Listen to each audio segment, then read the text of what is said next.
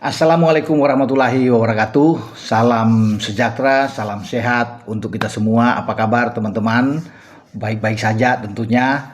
Ya, dan ketika kita menyaksikan bagaimana tim nasional kita digebuk oleh Australia di Stadion Allianz atau Stadion Football di Sydney, itu banyak yang suara muncul, baik di stadion ataupun baik yang nobar, para netizen penggemar sepak bola Indonesia yang melihat bahwa ini lebih baik Sintayong dibanding dengan Patrick Kluivert. Ini debut pertama Patrick Kluivert yang hancur. Kita kalah dengan skor telak ya 5-1 dari De Socorros. Nah, STY juga ikut menyaksikan nobar kemarin ya di salah satu lokasi, dan dia memang agak sulit untuk bisa berbicara banyak setelah melihat mantan anak asuhannya kalah. Ya, STY hanya berbicara atau singkat saja. Ya, dia mendoakan, tentunya mensupport tim nasional karena masih ada 3 pertandingan ke depan. Dia mendukung tentunya perjuangan dari Coach Patrick Kluivert bersama dengan pasukannya, dan berharap 3 pertandingan itu bisa lebih baik lagi. Saya pikir itu suatu hal yang sangat bagus karena dia tidak mengkritik pedas, ya menghujat habis pelatih yang menggantinya, tetapi tetap dia menunjukkan respek yang luar biasa dan tetap mendukung perjuangan timnas ke depan. Nah, itu STY melihat, karena walaupun kalah memang agak kecewa tentunya, tapi ada 3 pertandingan ke depan ya. Dan Patrick Kluivert juga saya pikir berbicara merasa kecewa, pasti itu dia ingin mendapatkan hasil positif ya, tapi apa yang dia inginkan gagal ya. Walaupun kita tahu bersama kita sempat dapat penalti, ada peluang di menit awal tandukan ya dari sebuah set piece yang diberikan Verdong, kemudian ditanduk oleh Jai Ises, masih bisa ditip oleh Matthew Ryan. Setelah itu ada penalti, strike diganjal di sana, tapi Kevin Dix gagal mengeksekusi penalti. Kemudian berubah setelah 15 menit pertama itu kita menguasai permainan, dan akhirnya datanglah petaka dengan penalti yang dibuat oleh Nathan Cho, diselesaikan oleh Martin Boyle. Datang lagi gol kedua dari sebuah serangan balik ya, karena pertahanan kita terlalu tinggi. Kemudian masuklah Nissan ya, Velupelai, sebelum ada gol dari Jack Irvine menutup pertandingan 3-0 di babak pertama. Nanti ada Luis Miller di babak kedua, ada gol balasan di menit 76 kalau tidak salah ya, dibuat oleh Romani, gol pertama dia bersama dengan tim nasional teman-teman. Baru tandukan lagi dari Jack Irvine dari sebuah set piece. Jadi ada 2 set piece yang menggetarkan gawang kita ya, dan semua disaksikan dengan baik oleh STY.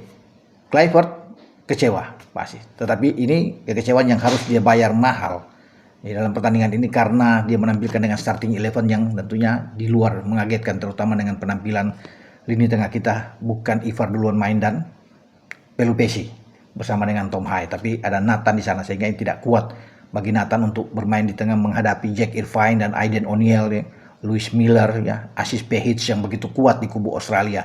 Tidak mampu. Tom Hai juga agak tenggelam dalam pertandingan ini karena gagal, tapi lain halnya kalau memang itu ada Ivar ya dari awal dan bersama dengan Pelupesi, mereka akan kuat untuk menjadi double pivot di sini membantu Tom. Tapi sudahlah, itu hanya berbicara di sini. Kita harus sekarang fokus untuk pertandingan melawan Bahrain.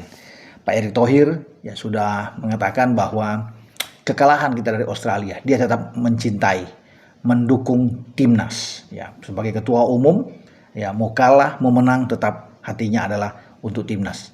Dia mencintai bangsa ini, ya bangsa yang besar, dan terus mensupport perjuangan timnas ke depan. Ya, kita lihat saja ke depan, masih ada rasa percaya diri karena ada 3 pertandingan itu. Ya mau tidak mau 2 pertandingan kandang sebagai harga mati kita harus amankan dengan 3 poin. Jadi ada 6 poin total. Ya, tanggal 25 melawan Bahrain, dan pada awal Juni ya sekitar tanggal 5 itu kita melawan Cina. Semua pertandingan tidak mudah, berat semuanya. Apalagi lawan Bahrain ini. Kalau kalah lawan Bahrain selesai kita. Bahrain ingin menang setelah kalah lawan Jepang, dan Jepang membooking tiket pertama sebagai wakil Asia untuk lolos. Jadi ada 4 negara yang sudah lolos sejauh ini di Piala Dunia 2026 setelah Jepang mengalahkan Bahrain dengan 2 gol lewat gol Kamada dan Takefuso Kubo. Dan negara itu 3 tuan rumah, Amerika Serikat, Kanada, dan Meksiko. Baru Jepang, luar biasa Jepang, 19 poin mereka dapatkan, tidak pernah kalah kecuali bermain imbang dengan Australia. Dan nantinya Jepang akan ke Australia. Australia setelah melawan Indonesia menuju ke Cina, karena pertandingan pertama di Australia menang melawan Cina dengan 3-1. Jadi ini juga kita akan tunggu. Cina tim yang kuat, kemarin susah payah Arab bisa mengalahkan mereka dengan 1-0. Cina bermain dengan 10 pemain. Sekarang kalau Cina bisa mengganjal Australia, ini rame dalam pertandingan. Kemudian nantinya pasti Jepang bisa mengalahkan Arab, karena Arab harus ke Jepang. Wah, ini seru di grup C. Oke. Ya, setelah pertandingan ini evaluasi akan dilakukan tentunya pasti oleh kubu Patrick Kluivert, karena tidak main-main belajar dari kekalahan ini.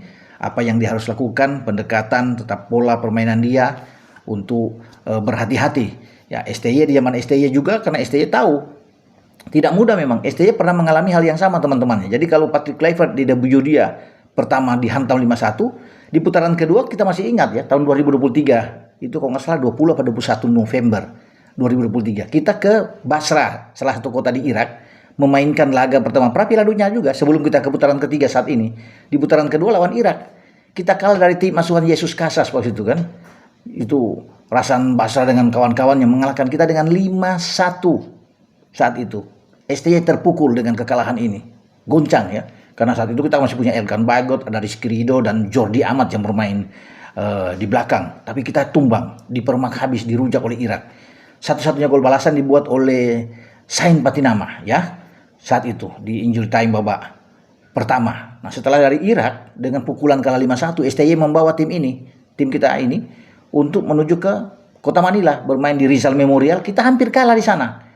Setelah Patrick Kluivert bisa membuat gol pertama di menit 23, ya, itu saya masih ingat, itu melawan dengan Filipina. Kemudian ada gol penyelamat di menit 70. Hari 20 menit menjelang akhir, Salih Ramdhani bisa menyamakan kedudukan. Kalau kita kalah akan berbeda, belum tentu kita sampai ke putaran ketiga.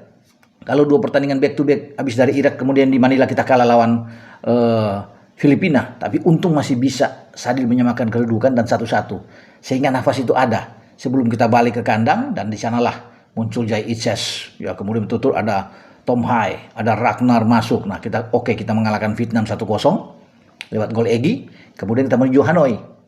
STY membawa tim ini ke Hanoi dan kita menang 3-0. Kemenangan luar biasa kita di sana. Kita mengalahkan Vietnam ya, ada gol Jai Itses tentunya di sana, ada gol Ragnar Oratmangun dan Ramadan Sananta yang masuk sebagai super sub. Jadi kita balik lagi ke kandang, kalah 2-0 dari Irak. Ya kan? Main sore waktu itu. Ya, agak kepanasan dan kita tumbang di GBK. Sebelum akhirnya kita menang dengan 2 gol melawan Filipina dan membuat kita lolos ke putaran ketiga. Jadi STY mengalami hal yang dialami juga oleh Patrick Kluivert. Sempat shock dipukul dengan 5-1 di Basra. Nah, sekarang tentunya STY memberikan support kepada tim nasional untuk tentu bangkit. Ini bagus motivasi dari STY untuk tim saat ini. Semoga pertandingan kedua ini setelah belajar dari kekalahan kemarin itu kita mendapatkan hasil yang bagus. Itu harapan dari semua kita teman-teman ya, untuk kita bisa bangkit dan kita bisa memenangkan laga bahkan ya, karena Jepang itu sulit sekali mengalahkan Bahrain sulit mengalahkan Jepang. Itu luar biasa Jepang berjuang sebelum ada 2 gol tadi yang saya bilang. Karena Bahrain bisa memberikan perlawanan sengit walaupun kalah dari semua aspek. Bahrain mungkin cuma 39% permainan ball position ya. Kemudian ada Jepang dengan 61, tapi apapun itu Jepang kesulitan. Nah, di Jakarta bahaya, kita bisa kesulitan. Tidak hati-hati, tidak waspada. Bahrain mengincar kemenangan. Karena bagi Bahrain menang bagus buat mereka. Ya, sebelum mereka menghadapi Cina, bermain di Cina, dan mereka bermain dengan Arab Saudi. Ya, jadi ini yang harus dipikirkan dengan matang oleh Patrick Kluivert agar lebih baik melepaskan semua kemarin itu pikiran dengan kita takluk lawan Australia, tapi sekarang Bahrain giliran ada di depan. Inilah pertandingan krusial kita. Ya, masyarakat pencinta sepak bola mengharapkan kita harus menang. Ya, jangan seri susah. Berat sudah pasti bagi kita, nggak mungkin karena ke depan itu akan sulit. Ya, walaupun kita masih punya Cina yang akan berhadapan, karena tidak mudah juga dengan Cina. Kita kalah lawan Cina, dan kalau melihat Cina lawan Arab dengan 10 pemain mereka kalah 1-0, itu juga menggambarkan bahwa kita akan mengalami kesulitan juga melawan Cina. Jika bermain kemarin seperti lawan Australia, jangan harap kita bisa mendapatkan hasil yang bagus, termasuk melawan Bahrain. Makanya ini kerja keras bagi tim kepelatihan yang dipimpin oleh Patrick Kluivert, dibantu oleh para asistennya, untuk meramu sebuah taktik strategi yang lebih baik lagi. Bagaimana kita kuat, ya kalau STY dulu lebih mementingkan bermain pragmatis, ya itu lebih bagus saya pikir dengan counter attack, dan hasilnya kan oke, kita bisa melihat dengan 3-4-3-nya dari itu. Tetapi kemarin kalau kita lihat pertahanan terlalu tinggi, garis pertahanan terlalu tinggi, dengan coba kita bermain yang hanya 15 menit itu kita bagus ya, sebelum kita terpukul dengan 5 gol. Jadi memang harus dilihat juga pertahanan. Apalagi Sandi tidak bermain, Mesilgras tidak bermain. Ya kita harus melihat dengan apa yang ada saat ini. Ya, Rizky Ridho mungkin bermain, Justin Hubner bisa tampil lagi untuk bertiga bermain bagus seperti lawan Arab ya, yang begitu kuat pertahanan kita, dan tentunya menambah kekuatan di tengah. Ragnar sudah ada di depan, tinggal Pelupesi, Ivar dan Tom Hai ini akan jadi lebih bagus ya untuk menjaga keseimbangan di tengah. Semoga Patrick bisa mendengar ini dan dia melepas, kalau jangan lagi tiba-tiba kaget siapa lagi yang main tuh, Nathan kembali main. Nah, ini bahkan berbahaya tentunya buat kita kalau melihat pertandingan kemarin ya, berkaca dari hasil kemarin yang kurang begitu greget permainan kita. Kita tetap berpikir positif untuk tim nasional. Mari kita dukung tetap terus, memberikan kesemangat terhadap timnas kita agar bangkit melawan Bahrain. Itu harapan kita semua tentunya. Dengan saya, Bung Ropan, berbicara. Ciao.